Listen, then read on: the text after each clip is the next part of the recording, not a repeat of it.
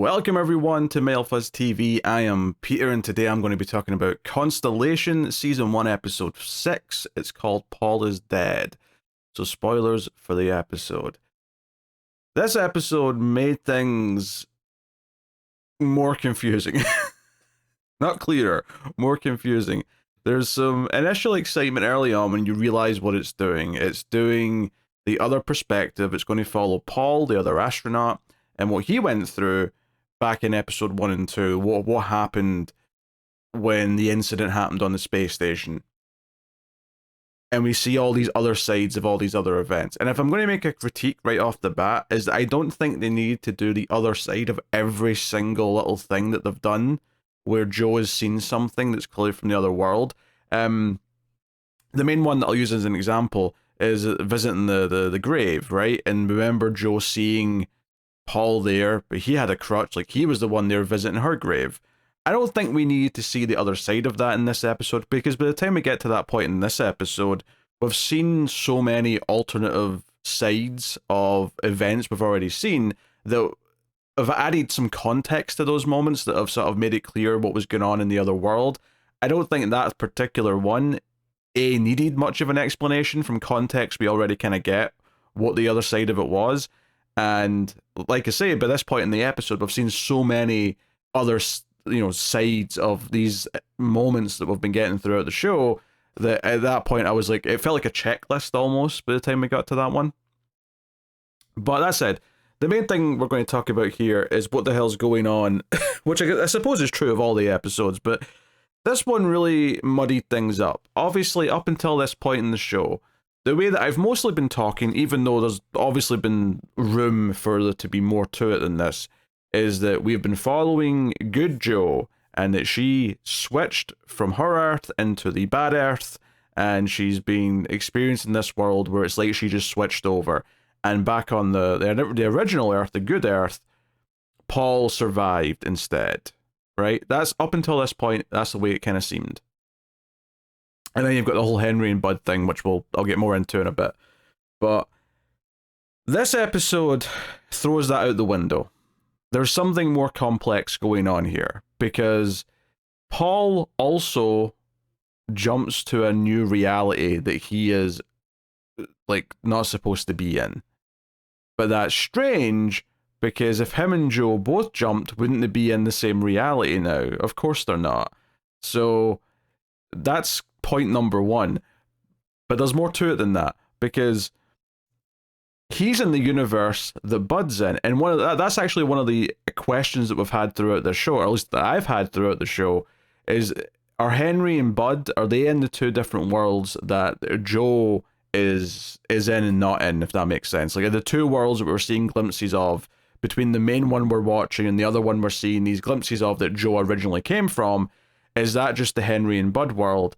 But that never really made sense, and the reason why that never made sense is because it felt like Henry and the Cal experiment existed in both, right? That always felt that way. It always felt like that had to be the case, because Joe saw the Cal experiment happening before she left that universe, and now that she's in the universe she's in now, she's interacting with Henry, who's looking at the Cal thing. He's talking to her about it. He's bringing things up. He's obsessed with it even.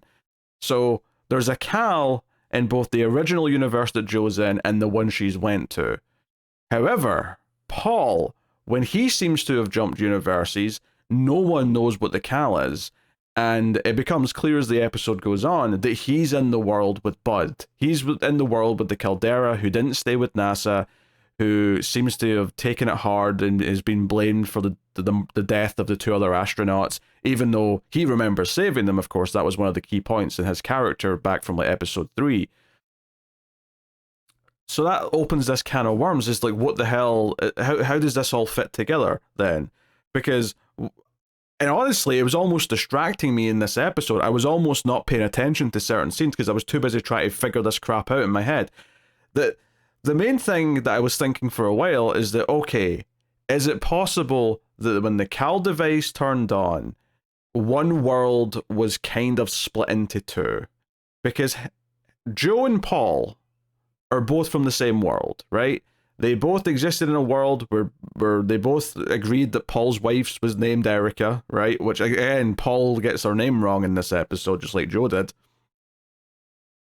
They both come from a world where Henry's working at NASA and the Cal experiment exists. They both come from that same baseline, right?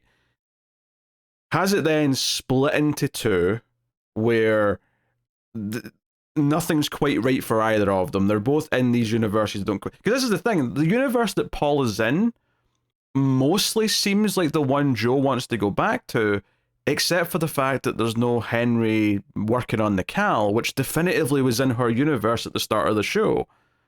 It always seemed like a simple A and B, because it felt like, no, this is her version of her daughter over in this world. This is her version of Magnus over in this world. That's clearly the one that she came from.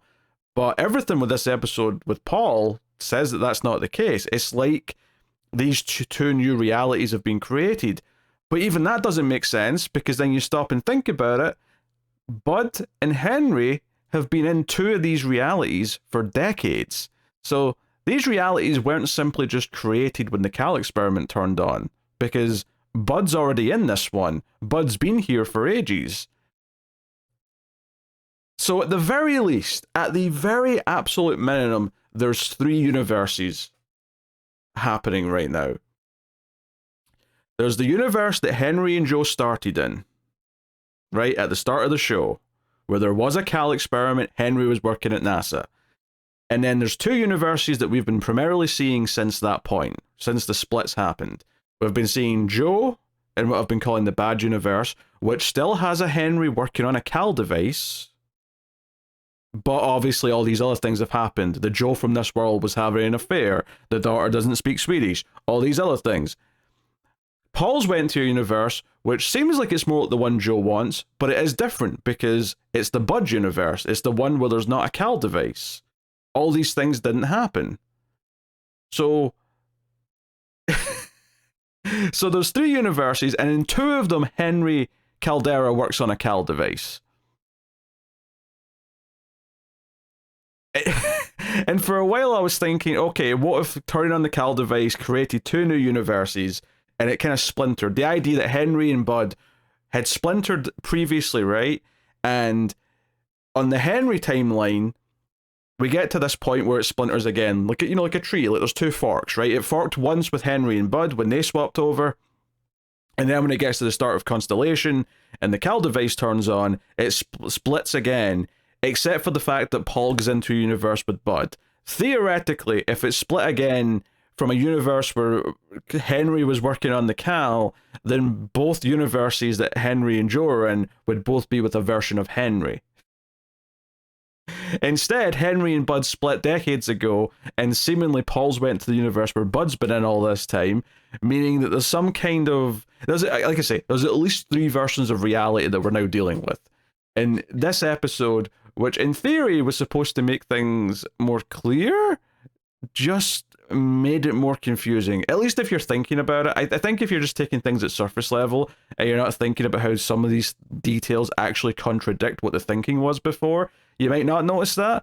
But I think if you are thinking about this intently and you're thinking about the logistics of it all, this episode really makes it all feel a lot more convoluted, and maybe it'll all fit together by the time they'll actually get to some kind of explanation, but right now, this has made it more complex. Is that a good thing? I don't know, actually. I don't know if it's a good thing that it's more complex now. I felt like a lot of the fun from the last few episodes was starting to feel like I was getting a footing on what was going on, and this felt like it kind of messed things up. What it did kind of do, though, as well, is that it kind of suggests that, you know how Joe's been experienced these moments where she's like feeling like a pain in her eye, or she's been, back in episode 2, I talked a lot about how it seemed like Joe from the other universe with the damaged eye maybe pressed the button that let go of the clamps that let Joe come back to Earth. Well, what's interesting in this episode is we see Paul do this same thing, where Paul has the same problem. He's told that it takes 2 people to fix this problem, so he gets really angry and he's yelling, he thinks he's screwed, and then just like before, back in episode 2, we get that shot of the light blinking, And then he looks over at the window and seemingly sees a Jo who doesn't have the bandage over her eye looking out the window.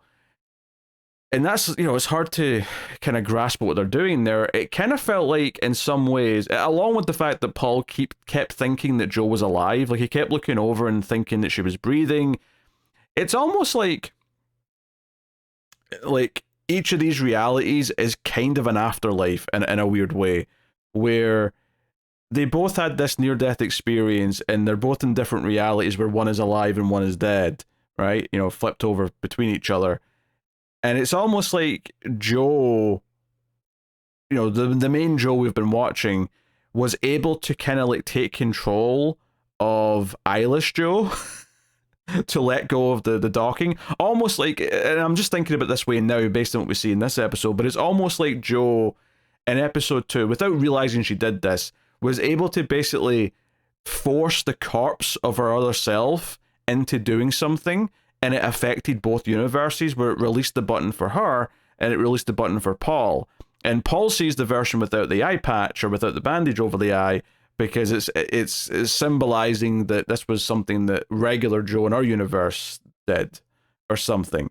I don't know. I feel like I'm talking absolute madness at this point, trying to piece some of this shit together. Yeah, obviously, I mean, it does explain some of the moments. Again, sort of the part of the reasons why I'm connecting that there's a link between the physical body of like Eyeless Jo and regular Jo is because of that moment where he's moving the corpse because he doesn't want to have it next to him anymore. And that's the moment from episode 2 where she saw him, right, as if he was alive, and we see it from his perspective here where she's alive again for a moment.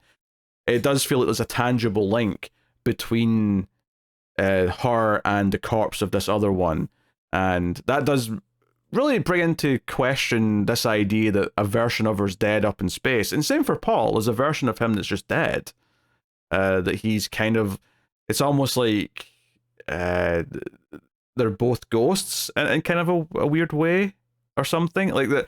There's something on here, and obviously we're going back to this idea of like the two realities and the idea that the Cal was trying to make a new state of matter where two things existed at the same time. The thing that really murkies it though is this idea of the universe that already existed with Bud being a factor now in all this. And part of the excitement of this episode is that as Paul is being kind of questioned for being crazy because he keeps talking about this Cal experiment that doesn't exist, he eventually looks up this Apollo 18 mission that Henry Caldera was on and sees that the two men died, but that doesn't track with what he remembers about that mission. So he tracks down Bud towards the end of the episode. He goes to Bud's home, which, minor quibble, but like the shot of like LA when he was like arriving in the car looked really fake. Like it looked really artificial.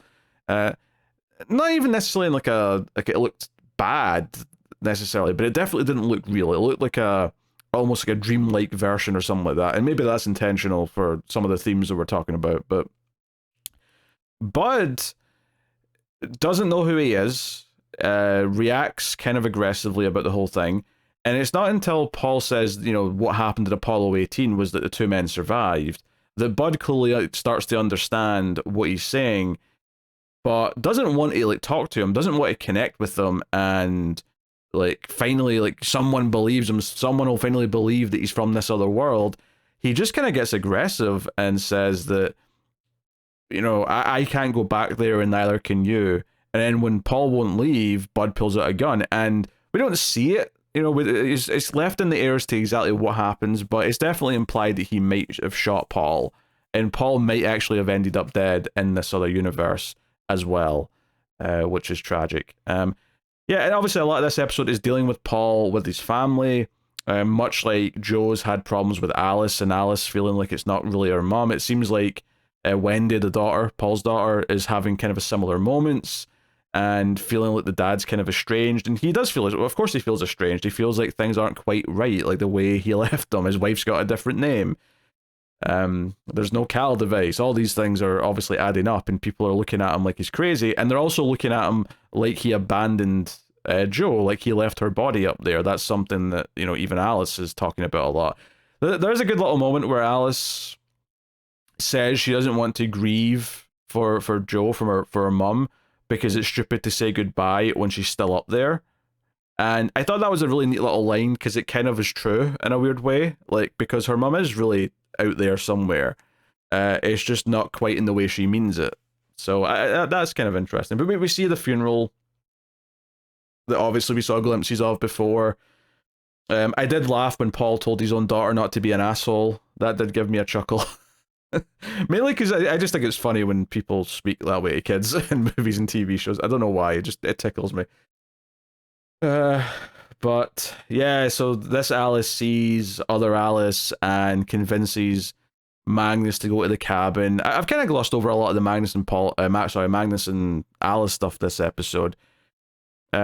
Which it's kind of, I think this is where maybe the fun of the mystery of the show and the execution of the show kind of butt heads a little bit for me in terms of enjoying it, because I didn't really enjoy seeing the alternative version of Magnus and Alice go through all this, if I'm honest. I think seeing Alice get upset and hide in the closet, and okay, yeah, we can link it up to that moment when it was episode 1 where she was in the closet and Joe was on the space station, but she was suddenly in the hallway, and it was like she was right outside that closet where Alice was. We see the other side of that, sure, but a lot of them going through this, like in the same way that the episode like obviously jumps over a lot of the details of what's happening on the space station. You know, we don't have to explain all of it again. Paul's just going through the same things that Joe was. He's fixing the same problems, so we can kind of shorthand it and not feel like we're missing anything.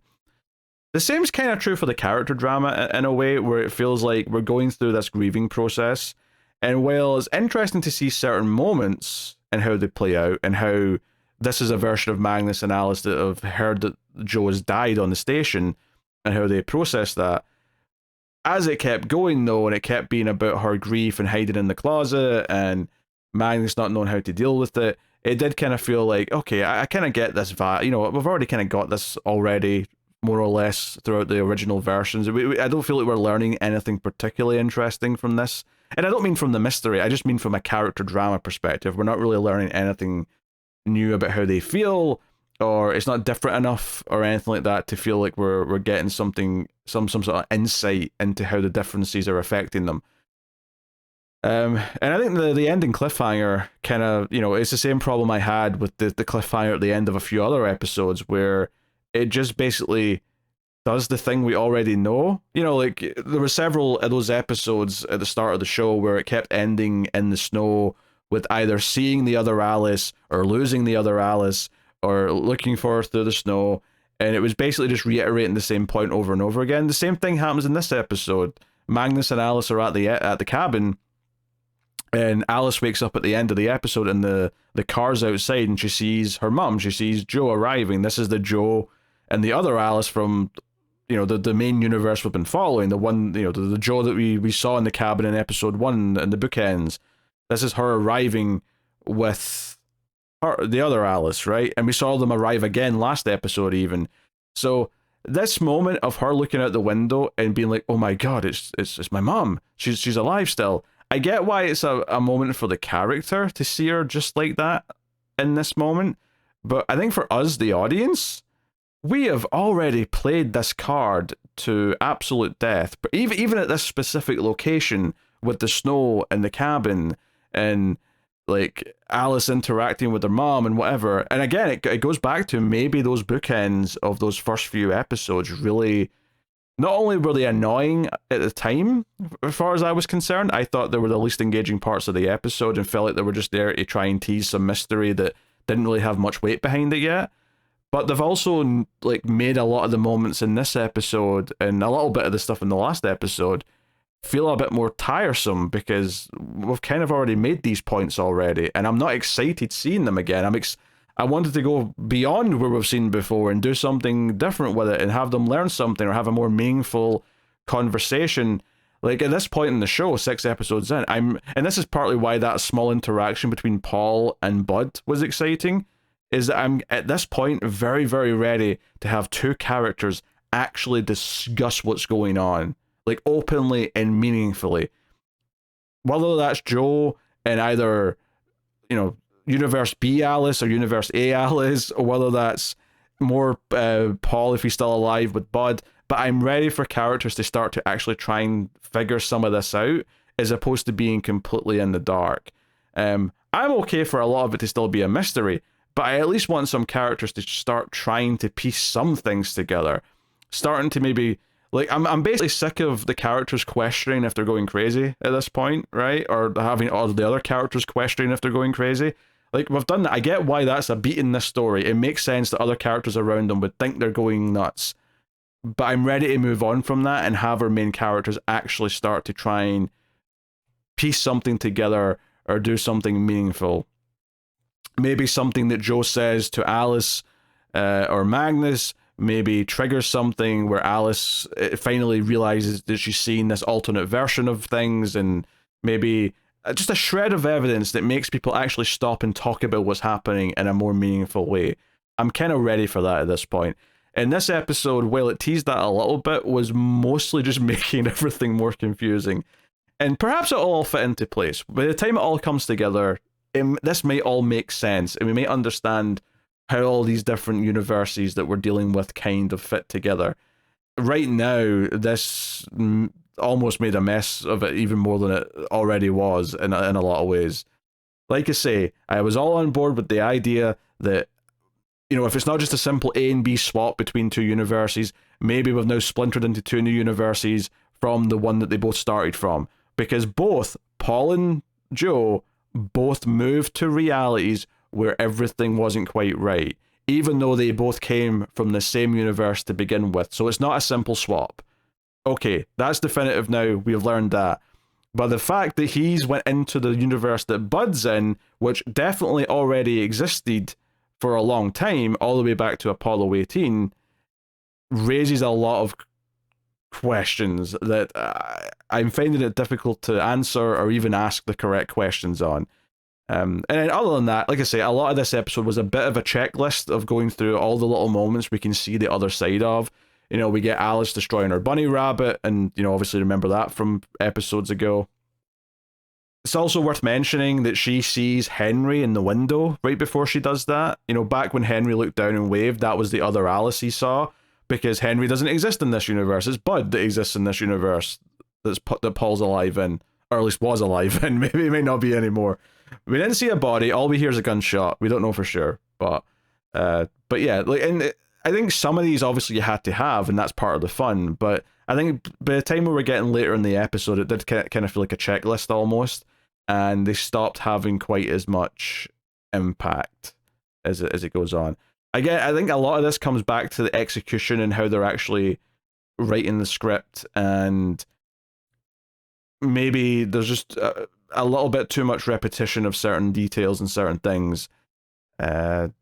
So yeah, definitely I'm mixed on this episode. Like, this is the sort of episode that usually in this type of show is super exciting, when you follow the alternate perspective of something that we've been kind of confused about and finally get a lot of the answers. This instead did not do that. It felt a little, you know, like I say, repetitive, checklisty.